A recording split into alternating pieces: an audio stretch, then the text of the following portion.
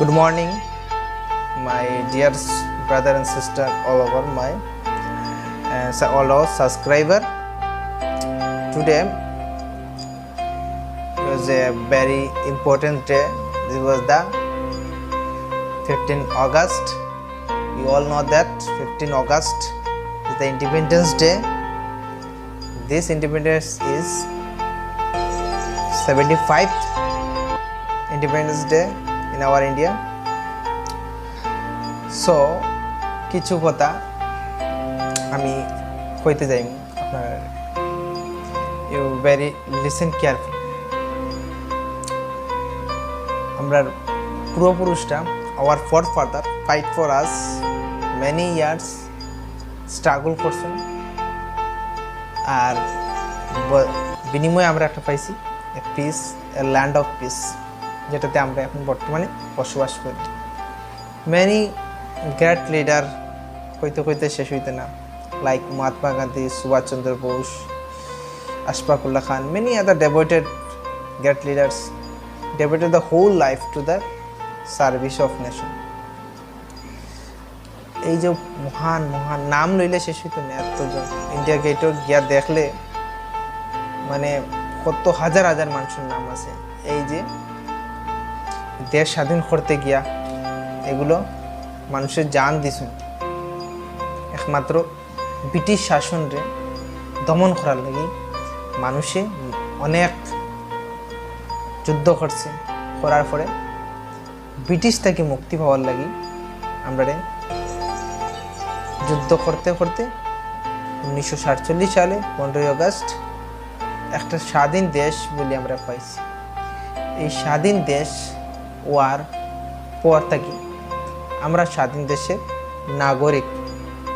আমরা স্বাধীন, নিজের কথা মনের কথা যা আছে উজাড় করে কইতে পারব, যে কোনো জায়গায় যাইতে পারবো, ঘুরতে পারবো, অন্য স্টেট থেকে সবটা এই দেশের মধ্যে আমরা ফ্রিলি মুভমেন্ট করতে পারবো, অনেক কিছু নিজের স্বাধীনতায় করতে পারবো।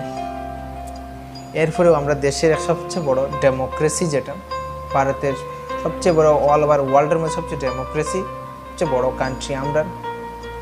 এখানেও আছে বিভিন্ন ধরনের ডেভেলপিং, র্যাপিডলি গ্রোথ এই দেশের, তাড়াতাড়ি অনেক গ্রোথ। কোনো সময় এখন তো গ্রোথটা থামিয়ে গেছে, কারণ কোভিডের কারণে, অনেক কারণে। আর এটাই কইতে চাই যে আমরা দেখো সবাই ভারতীয়, অনেক সময় বড় দেশও कोई ना नहीं, बड़ी बड़ी शहर में छोटी छोटी बात होती रहती, আর এই ছোটা ছোটা কথার বিনিময়ে অনেক সময় বড় বড় ঝগড়া হয়ে যায়।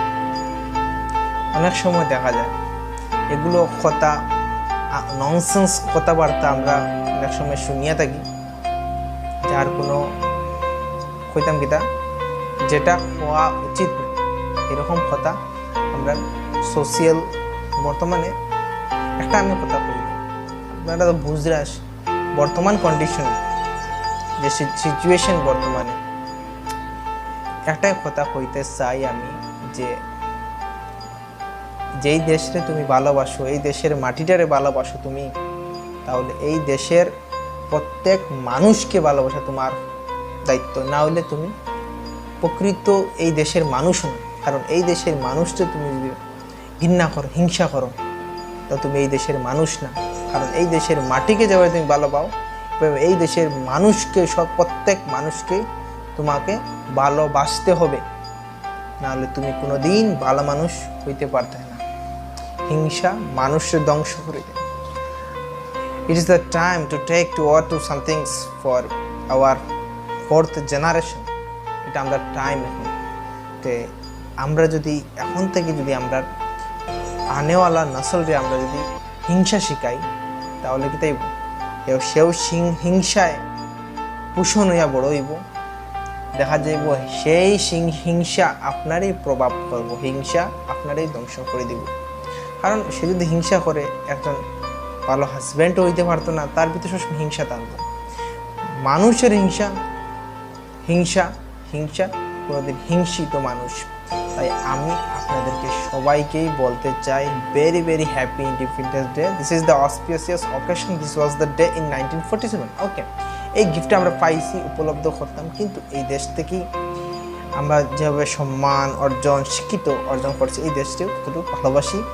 এই দেশটি আমরা ভালোবাসা ততটুকু জরুরি। এই দেশের কল্যাণ কাজ সব কিছু করা, খারাপ কিছু যদি এটা আপনার প্রতিবাদ করা আপনার দায়িত্ব।